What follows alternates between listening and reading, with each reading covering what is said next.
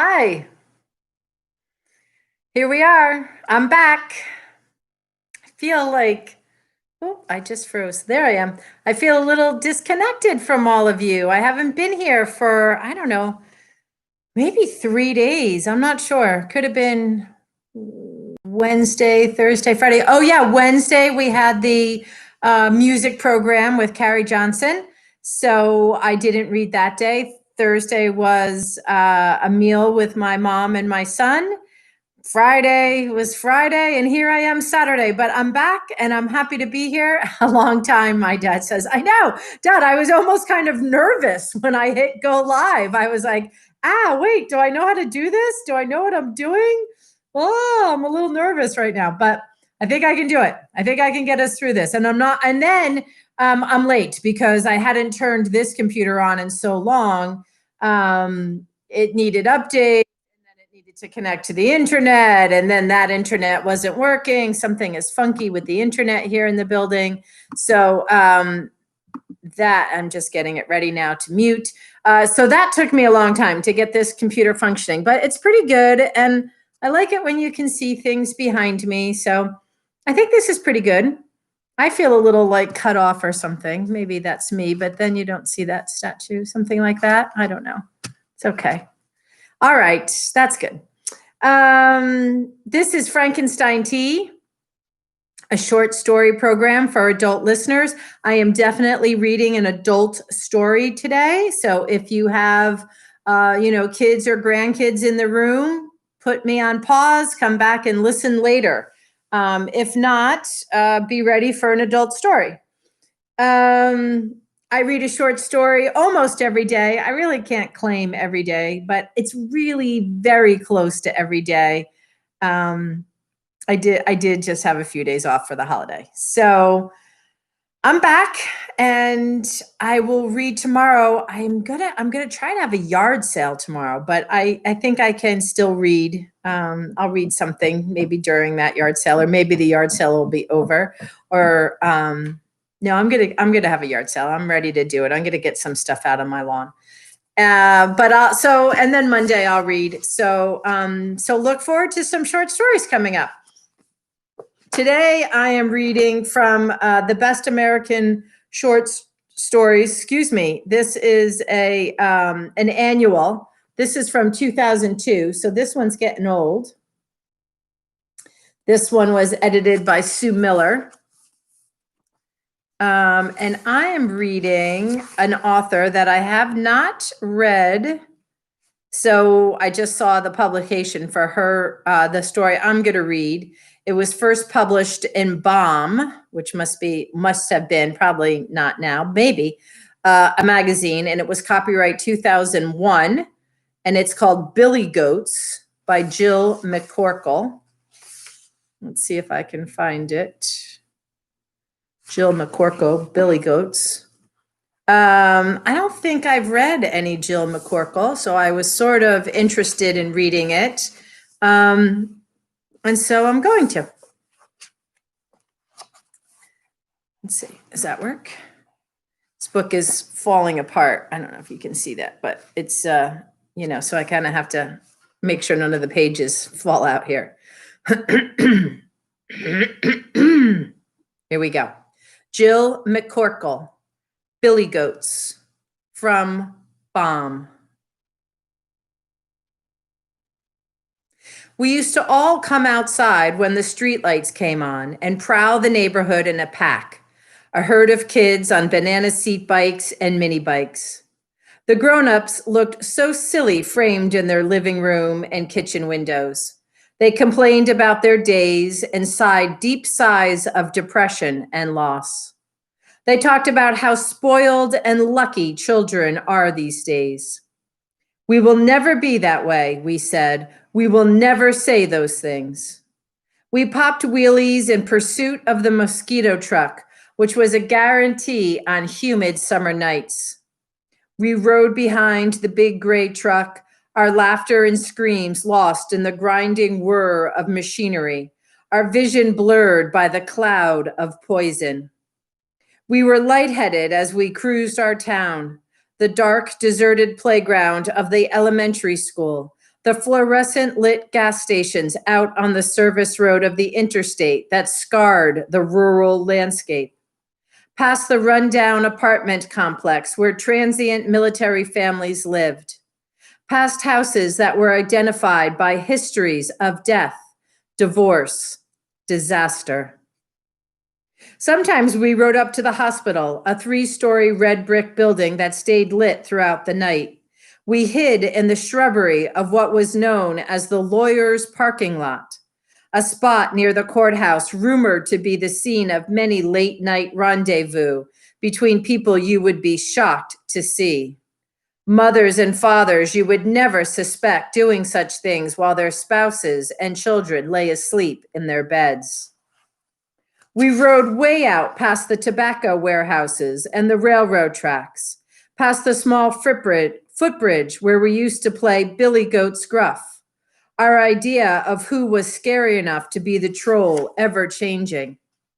We rode on out to the local kennel, where one imitation bark could set off a satisfying round of howls that continued long after we'd ridden off in the direction of Bell's Econo Lodge, where we slipped fully clothed into the warm green water of the fenced-in pool, our cutoffs and t-shirts weighing us down as we bobbed and paddled back and forth. Sometimes we just floated there, buoyed by the constant rush of cars on the interstate and the still patterns of stars overhead. One night we stopped and sat in a circle around the streetlight on my corner. We avoided the gaping storm drain across from us, home of many lost baseballs and bracelets and shoes. Only a few of us had ever been brave enough to go down into the dark, muddy box in search of lost items. Those who did surfaced with vows never to do it again. This night we talked about laughing and took turns imitating the stars. Sock it to me. And one ringy dingy, and very interesting. One boy, tall with a freckled complexion and ears that stuck out from his head, was a bit of an outcast at the junior high school. But here in the neighborhood where he had lived his entire life, he fit in. This night, he told how he had ridden his bike to the emergency room earlier in the day and had seen a woman whose face was torn away, a child with a broken leg that dangled from its hip like a bruised banana, another woman who had tried to kill herself on aspirin and failed. He said he heard them pump her stomach. He heard her vomiting and begging to die behind a curtain meant for child patients, its little farm animals in primary colors swaying back and forth with the movement of the tall, oscillating fan in the corner. It was so weird, he told all of us, who hung on his every word. The incongruity of it all. His acute observations and large vocabulary, which brought laughter and scorn in the classroom, were accepted, really expected, by the neighborhood crowd. We counted on him to bring us the kind of news that left us weak in the knees and too nervous to sleep. One girl was planning to stay out this whole night. Her parents were out of town, and her older brother didn't give a damn what she did, as long as she didn't tell that his girlfriend was going to sleep upstairs in his lower bunk. If she wanted to, she could smoke cigarettes and rummage through her parents' drawer for signs of their sex life. She could drink some wine and watch TV all night, go door to door at dawn stealing the milk and the Krispy Kreme donuts that were delivered to doorsteps. We talked that night, as usual, about the murder-suicide house, which was just 2 blocks away, a tidy brick colonial with a bricked-in herb garden, long untended, complete with a sundial. Some nights we dared to creep into the yard and collect sprigs of mint and lavender, which we would rub and sniff for a long time after. We knew all the details of the house's story, even though everything had happened a whole generation before, when our parents were growing up here. There was the murdered woman, an accomplished violinist. It had been her desire to teach the violin, but when there was no real interest in town, who, after all, actually owned a violin, she taught voice and piano lessons. There was her husband, the suicide man, who had once lived in Chicago, a detail that was always included to mark him as an outsider, no matter how many years he had lived in town. There was their one son, who came back from his home in California to bury them both in an expensive mausoleum at the center of Hollydale Cemetery. Before the son left town, never to be heard from again, he told people that his parents had made a suicide pact. We were left wondering which was worse, to have one parent a murderer or to have both parents choose to depart this earth without a thought about how it might affect your life. Theirs were not the only suicides in our town. There were more than we would ever have guessed. But we took turns telling what we knew about reported hunting accidents and accidental overdoses, whispering as if the deceased might suddenly step from the thick pine woods behind us.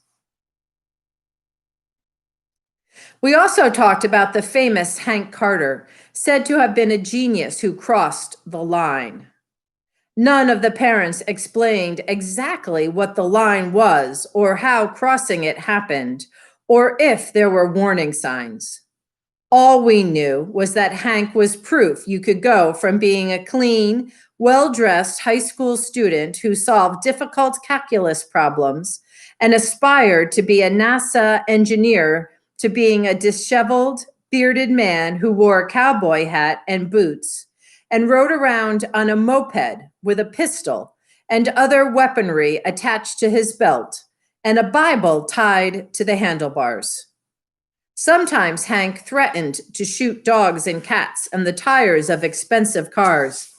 And other times he preached, though no church in town had ever claimed him as one of its own. We were discussing it all this night in July 1970, the summer of the Jeffrey MacDonald hearing. Jeffrey MacDonald was the man charged with murdering his whole family, 2 little girls and a pregnant wife on the army base nearby. He claimed to have seen a band of hippies enter his darkened home. He said he heard them saying things like, "Acid is groovy," and "kill the pigs," just before performing an atrocious reenactment of the Manson family murders. It had happened back in February, and it was what the grown-ups discussed over their highballs and cigarettes, coffee and Jell-O, and Saturday night T-bones ever since. Had this good-looking surgeon, brilliant enough to have gone to Princeton, really butchered his young family? Was it possible that someone so smart and skillful could lose his mind? Just snap and go into a bloodbath frenzy? To tell the truth, many kids had not slept through a night since February. Our minds were full of images of the beautiful young and blonde Mrs. MacDonald and of her babies, and with the bits of gory detail the adults stopped describing whenever we passed through a room. "My God," the tall freckle-boyed said. We don't read the newspapers too?" And then he recited newspaper accounts of the state of the bodies, leaving us more lightheaded than the mosquito truck had. Hank Carter has crossed over. He might snap even more, one of us inevitably said, and though the whole town had proclaimed Hank harmless, there being no reports whatsoever of his ever hurting any person or pet, I could never look him in the eye, even when he yelled in a booming, slow as molasses voice, "I say, girl, have you got the correct Eastern Standard Time?" Back then, when I wanted the time, I went to the phone and dialed 739-3241, and a man would say, "The correct time is 8:02 p.m. and 40 seconds." I must have called him 20 times a day. He became a security blanket of sorts. Even now, almost 30 years later, I can close my eyes and hear every beat of his mechanical voice. We were too old for kick the can and too young to make out. We were restless. We had learned a lot about murder that year. We knew that most of the time a person knows the person killing them. We had learned that alcohol and cigarettes would begin to kill off people we loved. Some of the grown-ups who sheltered us were disappearing from their windows like fade-outs, images lifted from the earth in poofs of smoke, puddles of drink. We were learning that to be lost, a brain didn't have to be blown out all over a ceiling like the murder-suicide house at the edge of town. We knew people whose brains were slipping down a long, easy slope. There was a teacher we loved who got us confused with our parents. There was a man well loved in town for entertaining at children's birthday parties, a mediocre magician with an aging pet monkey, who had ended his own life. He was queer, said some older boys who had taken to hanging out in our neighborhood. He was an old cocksucker. These were the same older boys who, one dark night that very summer, forced the freckle-faced boy to go down on them and then told us about it. They called him queer, and they called him cocksucker, and it didn't seem to occur to them that they were the ones who had demanded the act of him, that they were the ones who had pulled his serious young face into their damp, bitter crotches and issued their orders. Did it occur to us? So we did have to wonder about death, the slow poisoning of lungs and livers and brains, the pact a couple might make to end it all, the savage stabbing a man might fly off and commit. A kid, never the hunter, always the prey, whose only crime was that he was scared and too tired to fight back, and who, when he could no longer live with the pressure building up in his mind, chose to treat himself with a gun barrel forced down his throat.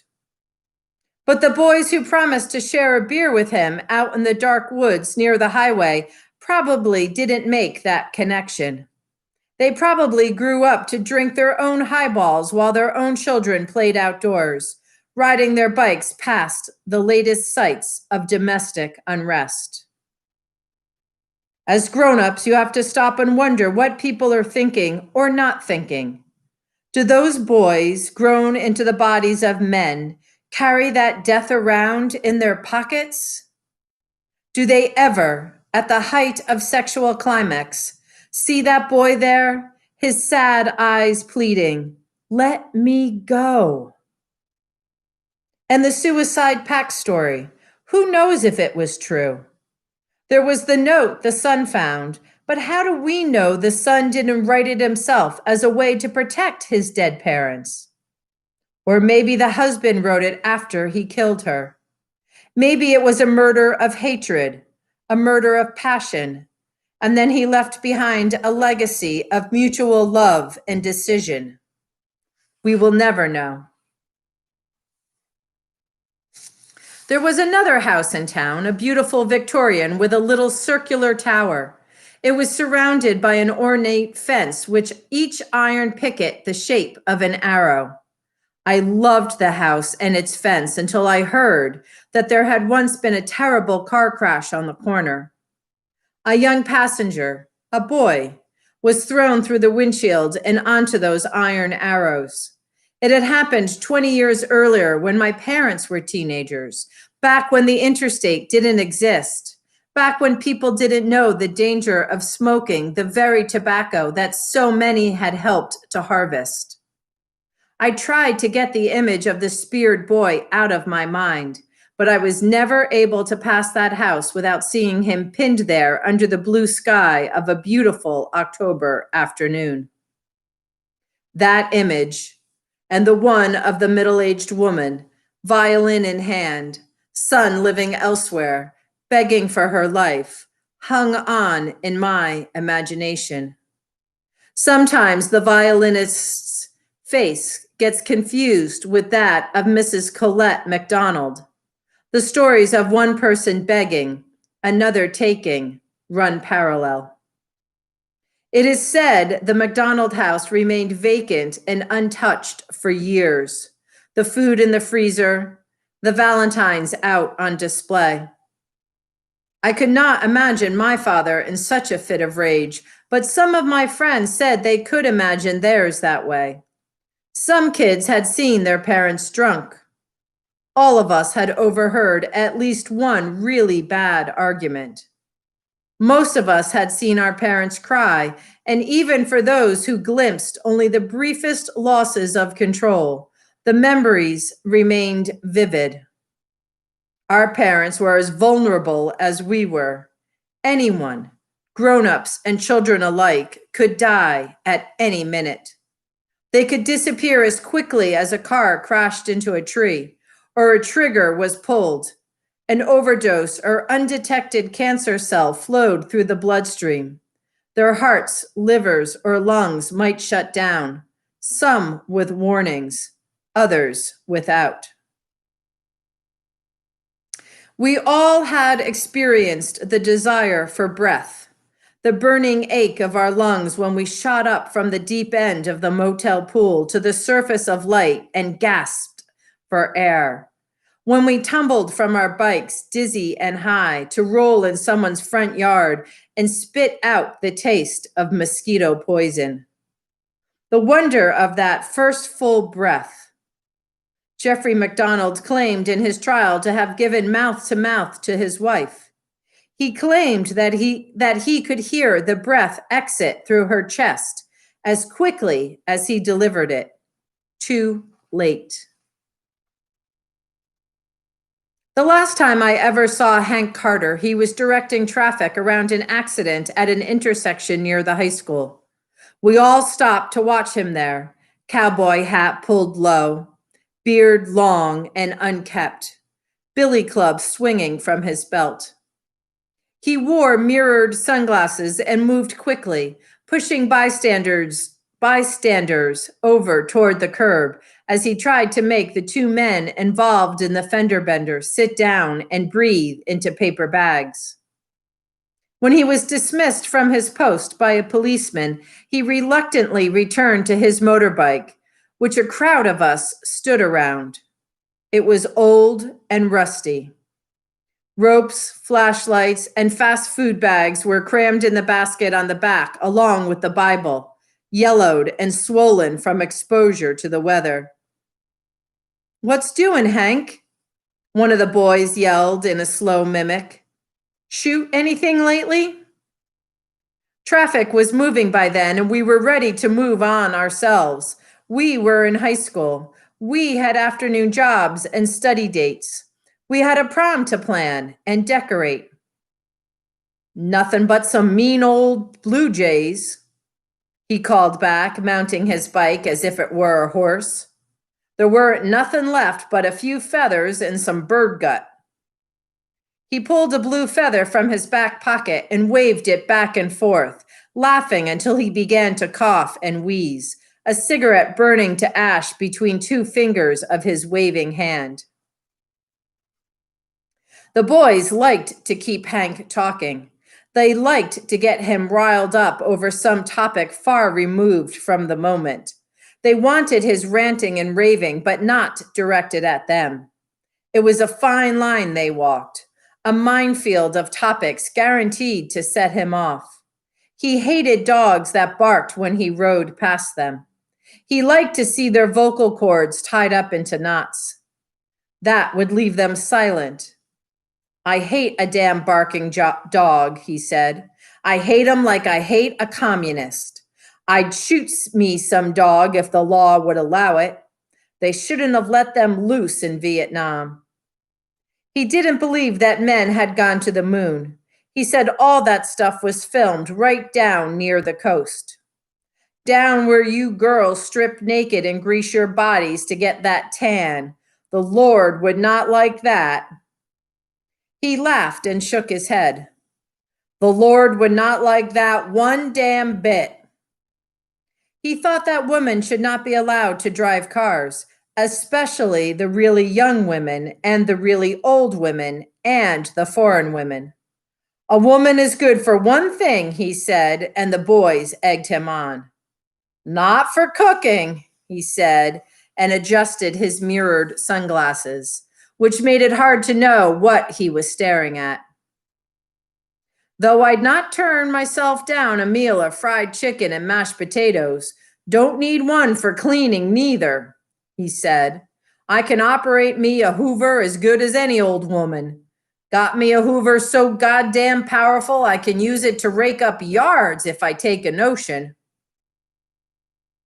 So you got yourself a woman, Hank? One of the boys asked. Asking this kind of question was like playing Russian roulette. He might laugh, but he was just as likely to fire his pistol into the air and command some goddamn respect for the weaker sex. He often preached about Adam and Eve, which was exactly what the boys were hoping for. He could go on for hours about how that naked harlot was put there in the garden for one thing and one thing only, until she took up with that devil snake and got it in her evil mind that she wanted herself some knowledge other than making some babies to populate the earth. She was nothing but a rib, he said, and Adam had every right to kick her ass.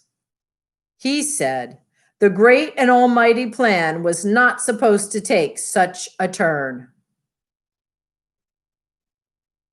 Everyone knew that as a high school student, he had dated Emma Mosby, a girl who grew up to marry another town boy, one who went off to school and then went to the Korean War, and then back to school and became a surgeon and then chief of staff at the hospital. They lived in an old house in the center of town, a block Hank circled endlessly. He was dating Emma Mosby when he began to cross over. One day, he was telling her how much he loved her and explaining how suspension bridges are built.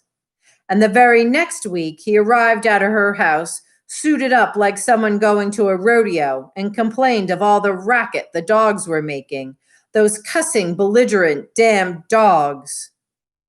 Emma Mosby's time in love with Hank Carter was something that everyone knew about, but no one discussed.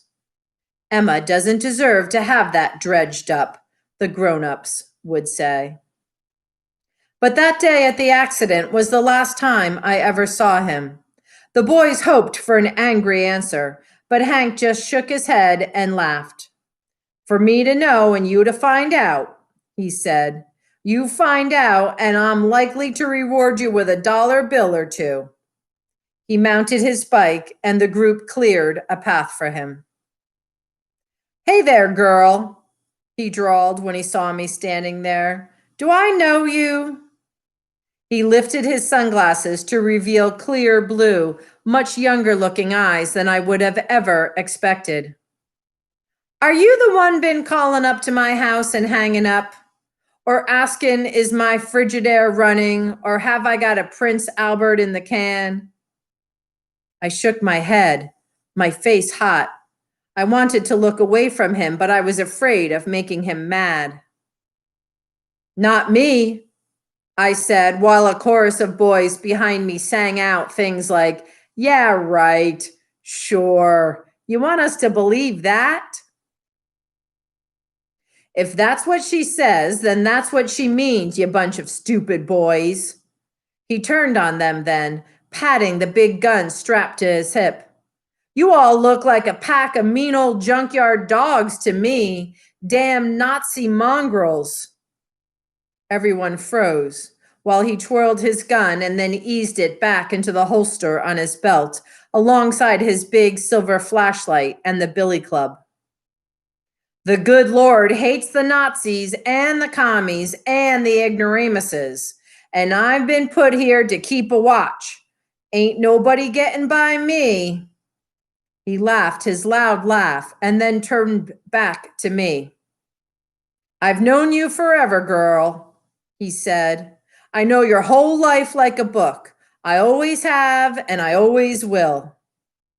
He shook his head and dropped his glasses back in place. "Don't you ever forget that." He made a clicking sound from the corner of his mouth, the kind of sound that someone might use to accompany a wink, though now his pale blue young eyes were hidden again. I nodded. No one spoke until he cranked his bike and rode well past the intersection as he headed out toward the service road.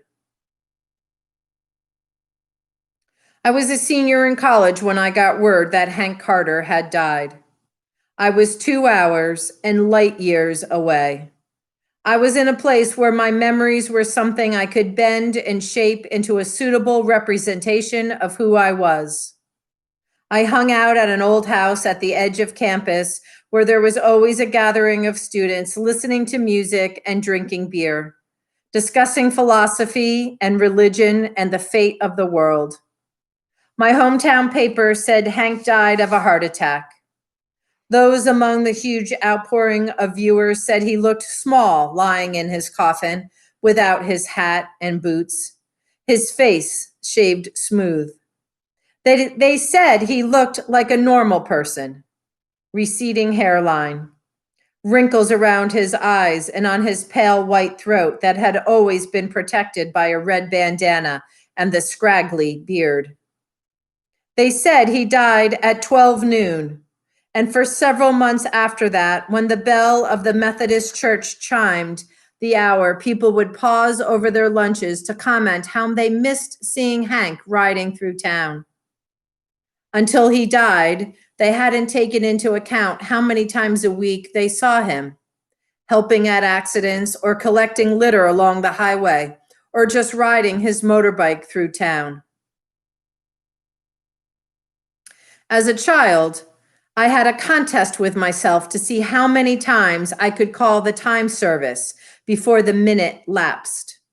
It was a reassuring thing to do. And now other numbers I called often crowd my mind like secret codes, 3642 and 5756. If I could be in a Twilight Zone episode, it would be the one where the phone line has fallen down onto a grave so that calls are placed from beyond. If I could write my own episode, it would involve a phone line that could connect us back to those old places.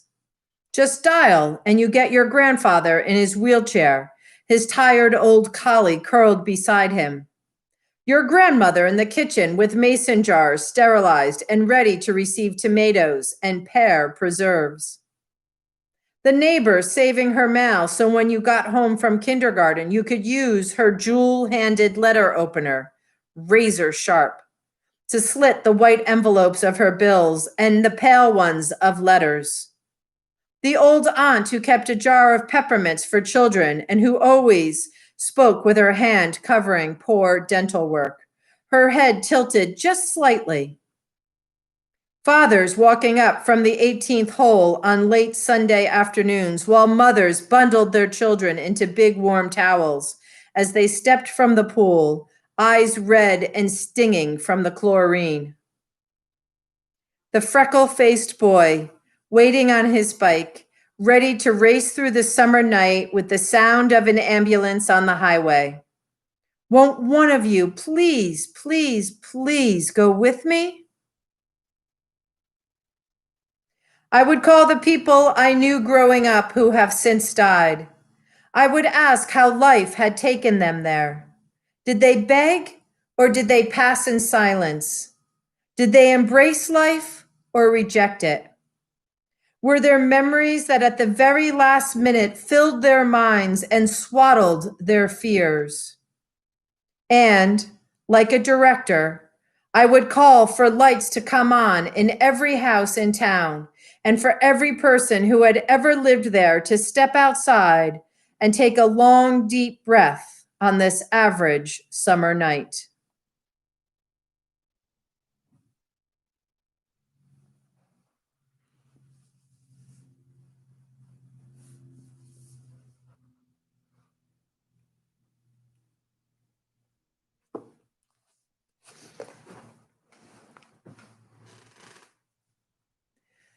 That was Jill McCorkle. The name of that short story was Billy Goats. I believe it was from Bomb, which I'm assuming is a magazine. I believe, if I remember what we read, that was 2001. It's from this collection, The Best American Short Stories, an annual anthology. This particular book is from our book sale, and it's from 2002, edited by Sue Miller. The Best American series is published by Houghton Mifflin Company, Boston, New York.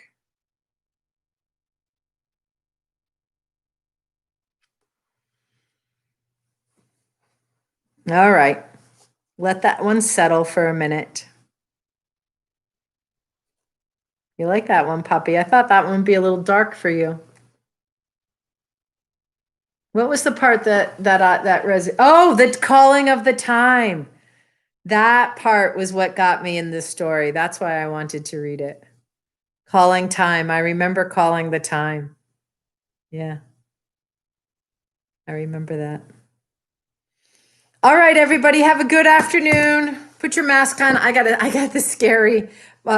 We had a town councilor come in today, and she said, "That's like a Hannibal Lecter mask." It is a little bit like a Hannibal Lecter mask. It's a little bit of a scary one. But oh, look, here comes some sunshine from my walk home. I'll see you all tomorrow. Be well. I love you. Peace.